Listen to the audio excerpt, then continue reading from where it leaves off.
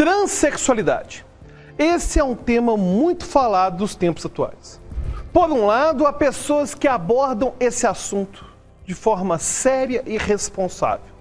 Mas também há muita discussão rasa nas redes, que acabam caindo num viés político.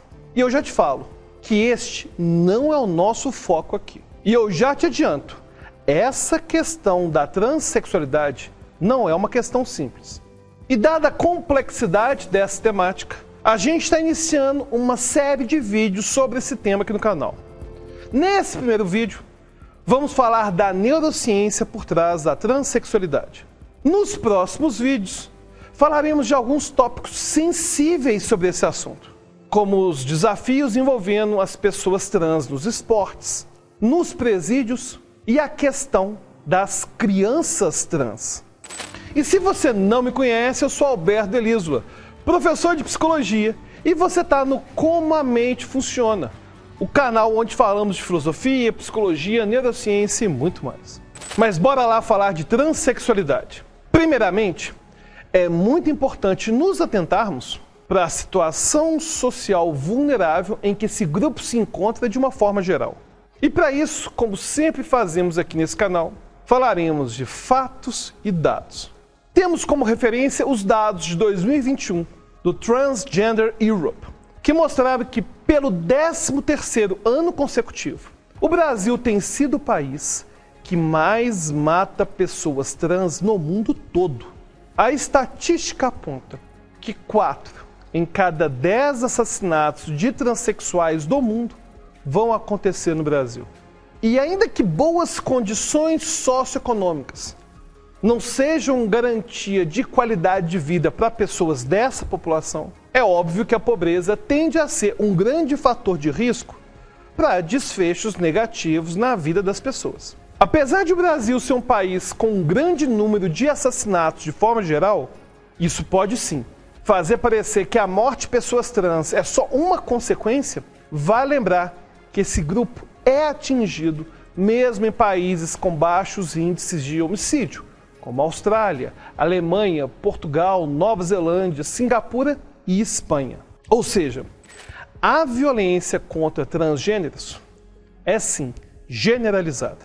E vale citar que a violência sofrida por eles não é somente física, mas também moral, sexual e patrimonial. Por exemplo, em 2009, dados de uma pesquisa americana do Centro Nacional pela Igualdade dos Transgêneros e da Força Tarefa Nacional de Gays e Lésbicas indicaram que 4 em cada 5 transgêneros que participaram do estudo tinham sido assediados ou atacados na escola, seja fisicamente ou sexualmente, sendo que quase metade dessas pessoas foram assediadas por professores. Além disso, eles tinham o dobro de chance de ficarem desempregados. 1/4 dos participantes já haviam sido demitidos por não conformidade de gênero. E 1/5 deles já tinha estado em situação de rua, sendo que destes, 1/3 tinha sido rejeitado por abrigos por causa da sua identidade de gênero. A pesquisa também indicou que mais da metade dos jovens trans já tinham tentado suicídio. E esse é um índice extremamente alto se levarmos em conta que, para a população geral, essa estatística é de 2%. E esses foram apenas alguns dos problemas alarmantes revelados pela pesquisa. Apesar de esses achados serem de mais de uma década atrás e também serem de outro país, eles são bem ilustrativos da extensão do preconceito diário que é sofrido por esse grupo.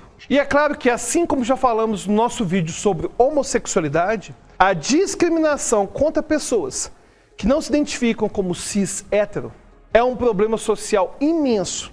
E ele é fundamentado principalmente na ignorância e em preconcepções equivocadas. E antes de adentrarmos ao cerne das problemáticas a serem abordadas nesse vídeo, vamos a algumas considerações conceituais para que não haja confusão terminológica.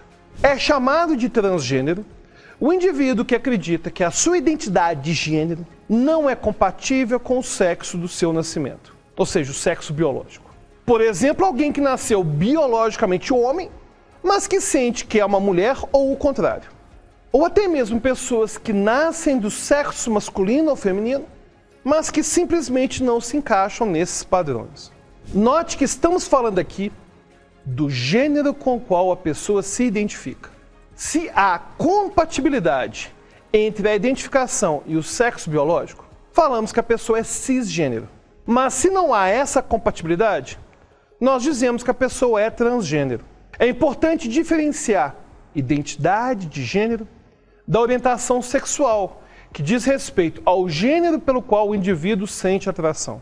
Se o indivíduo sente atração pelo mesmo sexo que ele, então dizemos que se trata de alguém homossexual. Mas se sente atração pelo sexo oposto, nós falamos que o indivíduo é heterossexual. E o bissexual é aquele que se atrai pelos dois sexos. Ou seja, uma pessoa pode ter nascido como homem, mas a sua identidade de gênero ser trans, isso é, essa pessoa pode se identificar como mulher e ainda assim se sentir atraída por mulher. Nesse caso, a gente vai falar que é uma pessoa transgênero lésbica, ou seja, uma mulher trans lésbica. E algumas últimas terminologias antes de continuarmos o vídeo. Transsexual geralmente se trata da pessoa transgênero que passou por alguma transição de forma a se apresentar como um gênero diferente do sexo do seu nascimento. Às vezes, essa transição pode envolver cirurgia de redesignação sexual, mas nem sempre. Nesse vídeo, nós falaremos sobre a transexualidade por uma perspectiva binária do gênero, ou seja, levando em consideração dois sexos ou duas identidades de gênero. Mas é importante ressaltar que pessoas não binárias, isso é, que não se identificam com nenhum dos dois gêneros, também, é claro, são transgêneros. Mas podemos falar mais sobre não binariedade em outro vídeo se você quiser. Então, se você acha interessante, já deixa seu comentário agora falando quero vídeo sobre pessoas não binárias. E é claro, se você quiser assistir a toda essa série de vídeos, tem que se inscrever no canal, né? Dá o gostei agora, já se inscreve, já ativa o sininho, senão vai acabar passando batido. E se a gente tiver muito pedido sobre um vídeo sobre pessoas não binárias, a gente grava para vocês e coloca aqui na série. Bom, para começar a falar sobre transexualidade, vale nos perguntar por que as pessoas possuem identidades de gênero diferentes. Ou seja, por que algumas se identificam com o sexo do seu nascimento e outras não?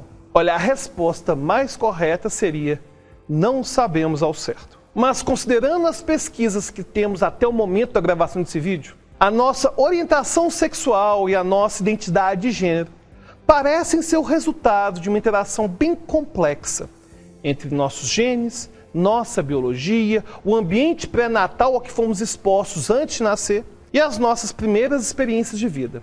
Sendo que essa última, aparentemente, é a que exerce menor influência. Isso quer dizer que existem sim genes que estão associados com maiores ou menores chances de alguém ter um comportamento sexual específico.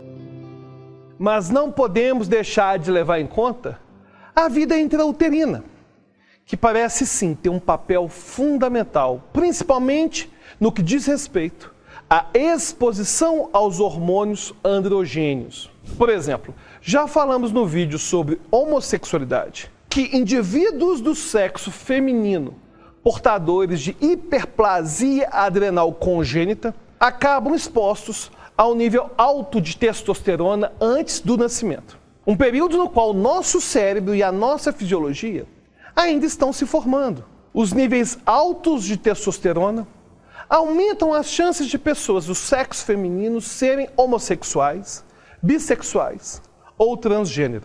E é claro que esse é só um dos exemplos de influência hormonal pré-natal. Mas acredito que ele é bem ilustrativo para entender o impacto que essa fase do desenvolvimento vai ter na nossa sexualidade. Bom, mas se nós dissemos que o ambiente intrauterino influencia no desenvolvimento do nosso cérebro, então será que existe de fato alguma diferença no cérebro de indivíduos cis e indivíduos trans? Aparentemente, sim. Se você assistiu ao nosso vídeo sobre diferenças no cérebro do homem e da mulher, você deve lembrar que falamos que existem diferenças médias na estrutura de áreas cerebrais de homens e mulheres. E, inclusive, ressaltamos que as pesquisas citadas foram feitas com indivíduos cisgênero. O que quer dizer que, se compararmos um grande grupo de homens e outro grupo de mulheres, a proporção média de algumas áreas cerebrais vão diferir de um grupo para o outro. Por exemplo, a área denominada núcleo-leito da estria terminal vai ser maior nos homens do que em mulheres. Ok, mas o que isso tem a ver com o cérebro de indivíduos transgênero? Acontece que a estrutura do cérebro de indivíduos desse grupo se aproxima mais do gênero com o qual eles se identificam do que com o sexo biológico do nascimento. Por exemplo, em mulheres trans, o núcleo que citamos agora há pouco tende a ser do tamanho do núcleo das mulheres cis, e não de homens cis. Ainda que, no caso da mulher trans, o sexo que ela teve no nascimento biológico tenha sido masculino. Em suma, a estrutura do cérebro de um indivíduo tende a ser mais parecida com a do sexo com o qual ele se identifica, que ele sente pertencer, do que com o seu sexo biológico, ou seja, do seu nascimento. Em outras palavras, em nível cerebral, não é como se pessoas transgênero apenas pensassem que são de outro gênero. É como se seu cérebro estivesse preso num corpo com o qual ele não condiz.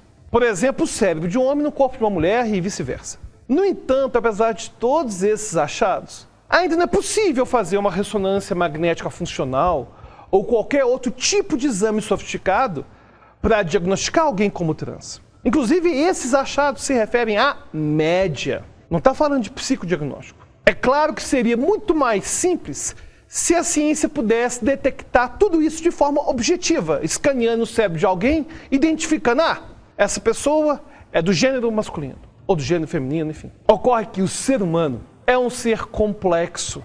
Ele é um ser biopsicossocial e todas essas variáveis vão ter algum papel na determinação do gênero. E é justamente por isso que o gênero vai ser identificado por meio de autorrelato. Afinal, nada melhor que a própria pessoa para falar com o que ela se identifica. E um outro ponto importante de destacarmos é o exemplo ilustrativo dos membros fantasmas, que inclusive já falamos aqui em outro vídeo. Basicamente, isso acontece quando uma pessoa tem uma parte do seu corpo amputada, mas o sujeito ainda sente que o membro está lá. Afinal, a parte do cérebro que processa aquele membro ainda está intacta. Daí ocorre aquele fenômeno de um indivíduo sem braço, sentir o movimento do braço amputado, sentir o braço coçando, ou até mesmo sentir algum tipo de dor, mesmo que o membro não esteja mais lá. Essa sensação do membro fantasma pode acontecer com qualquer parte do corpo. E acontece até mesmo com homens que tiveram que amputar o pênis devido a alguma doença, como o câncer.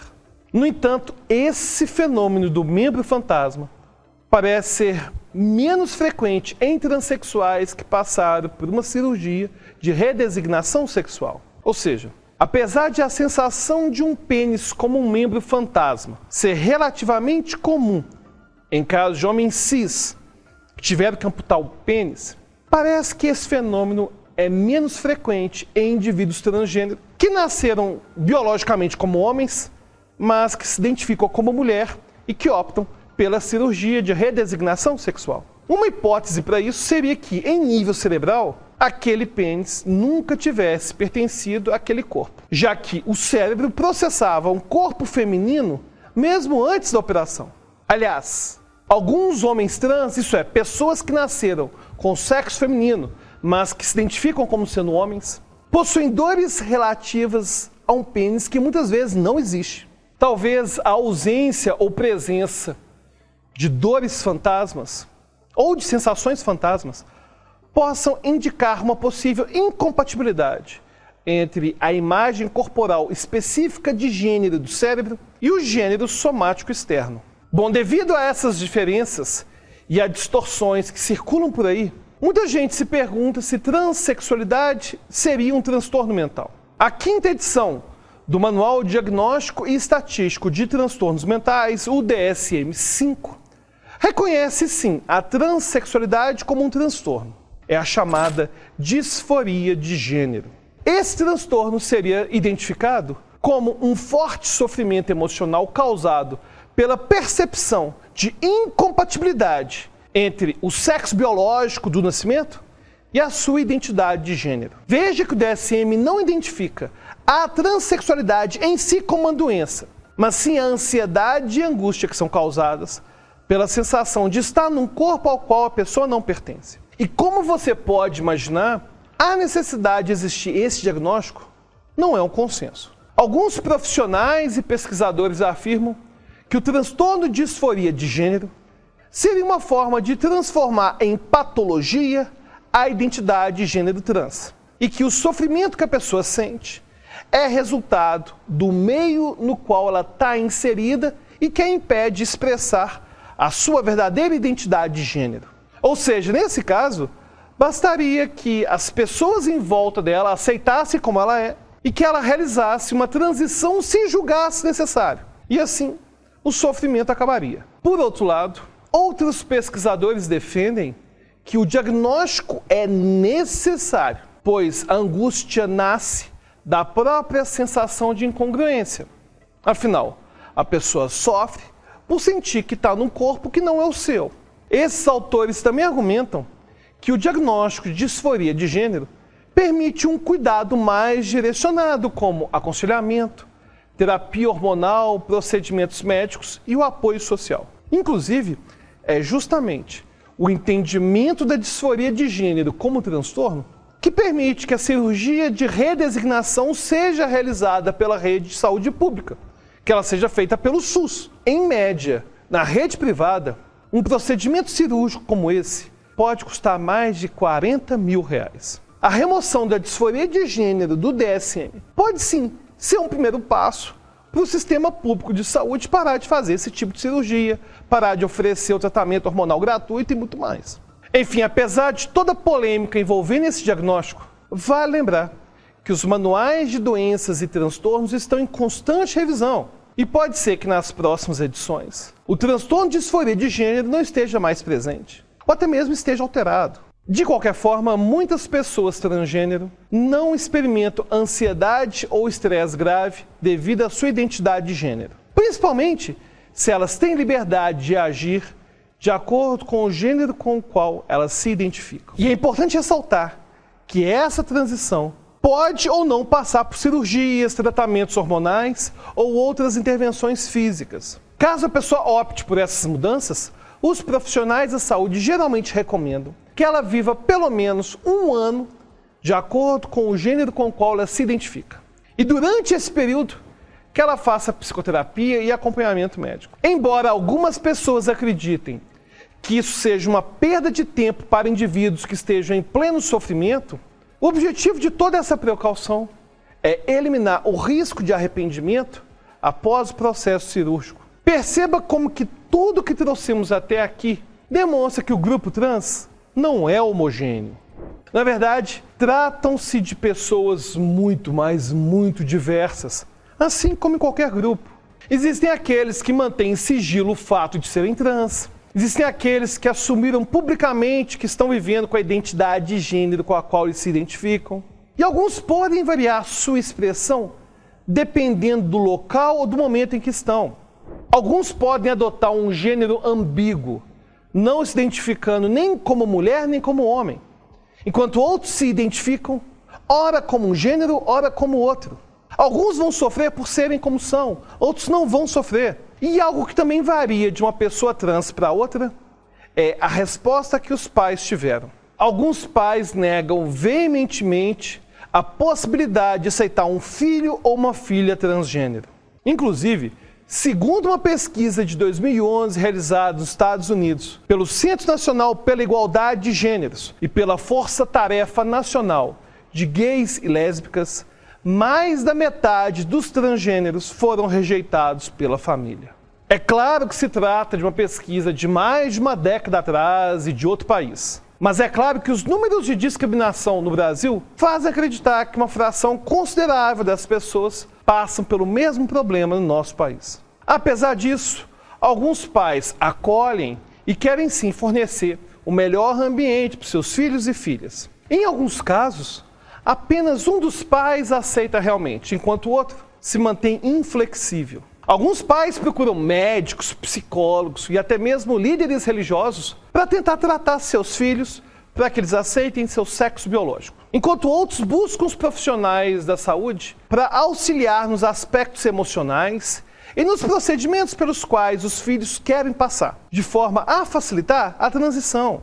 Isso não significa que os pais resistentes não amem seus filhos. Muitas vezes eles tentam de verdade ajudar o filho trans. O problema é que isso pode ser feito com a visão daquilo que o pai acredita que é uma ajuda. Por exemplo, oferecendo alguma intervenção reparativa para fazer o filho ter uma identidade cis, seja por meio de hormônios, atendimentos psicológicos ou até mesmo intervenção religiosa. Hoje nós sabemos que nenhuma dessas intervenções vai mudar a identidade de gênero de ninguém. Para pensarmos nesses casos de resistência, talvez uma conversa narrada no livro Longe da Árvore seja bem emblemática. Um pai de uma mulher trans tinha dificuldade de se referir à sua filha como alguém do sexo feminino, pois ela nasceu como um menino. Quando a terapeuta desse pai perguntou a ele se a filha se sentiria feliz se fosse tratada como um rapaz, o pai disse que não. Em seguida, a terapeuta perguntou se a filha ficaria feliz se fosse tratada como uma mulher. E o pai disse que sim. Foi quando a psicóloga arrematou: o que é mais importante para você do que a felicidade da sua filha? Foi quando o pai começou a chorar por perceber que seus medos e preconcepções tinham feito negar até mesmo a felicidade de alguém que ele amava. Essa, na verdade, deveria sim ser uma pergunta que todos que discriminam essa população deveriam fazer. O que é mais importante do que a felicidade de um ser humano que não está causando problema nenhum para alguém? Portanto, não aceitar que pessoas trans possam fazer alteração de registro civil, ou se casar, adotar criança, enfim. Não aceitar que elas possam exercer direitos civis como qualquer pessoa é uma questão de preconceito social e isso deve ser combatido, porque a gente vive numa sociedade plural. Ocorre que o fato de lutarmos pelo exercício dos direitos civis desse grupo não nos impede de termos que enfrentar alguns temas difíceis, que em alguma medida podem sim ter implicações sociais muito relevantes para a sociedade. Inicialmente, podemos citar ao menos 3 situações bastante complexas. O problema das pessoas trans nos esportes, nos presídios e a questão das crianças transgêneros. Mas aí vai ter que ficar para os próximos vídeos dessa série. E aí? Você já sabia de todos esses detalhes da transexualidade? Sabia que tem pessoas que realmente não se identificam nem com gênero masculino nem feminino? Quer fazer uma pergunta, sugerir algum vídeo aqui para essa série? É só escrever nos comentários. E lembre-se, se você quiser debater sobre esse tema ou qualquer outro tema já falado aqui no canal, diretamente comigo e com a nossa comunidade, você vai ter que virar apoiador do nosso projeto. Então clique agora no link da descrição e se torne um apoiador. E a gente vai poder debater sobre esse tema e muitos outros lá no nosso grupo secreto e exclusivo do Telegram. Até lá!